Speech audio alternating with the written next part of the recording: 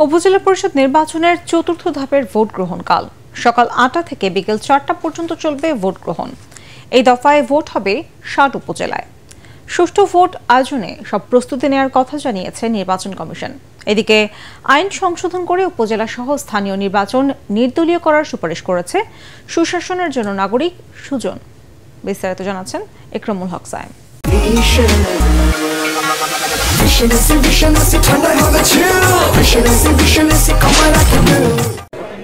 চতুর্থ দফায় ৬০ উপজেলায় চলছে ভোট গ্রহণের প্রস্তুতি। ৬ উপজেলায় ভোট নেওয়া হবে ইভিএমে। চেয়ারম্যান, ভাইস চেয়ারম্যান ও মহিলা ভাইস চেয়ারম্যান এই ৩ পদে প্রতিদ্বন্দ্বিতা করছেন ৭ শতাধিক প্রার্থী। এরই মধ্যে বিনা প্রতিদ্বন্দ্বিতায় বিজয়ী হয়েছেন ৫ জন। ভোটারদের নিরাপত্তায় আইনশৃঙ্খলা বাহিনীর নিয়মিত সদস্যদের পাশাপাশি মাঠে থাকছে র্যাব, বিজিবি ও কোস্টগার্ডের টহল টিম।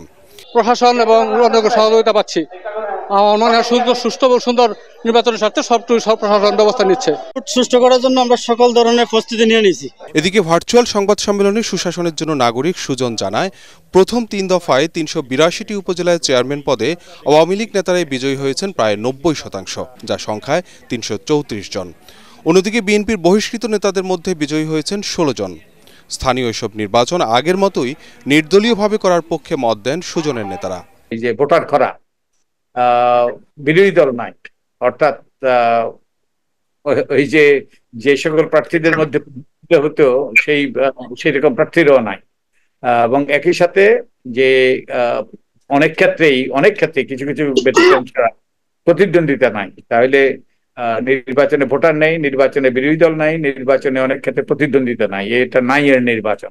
৪৫৯টি উপজেলার ১,৮৭৪ জন প্রার্থীর তথ্য বিশ্লেষণ করে সংবাদ সম্মেলনে সুজন জানায়, এর মধ্যে প্রায় ৭০% প্রার্থী ব্যবসায়ী, আর মাধ্যমিকের গণ্ডি পেরুতে পারেননি প্রায় ১৫% প্রার্থী।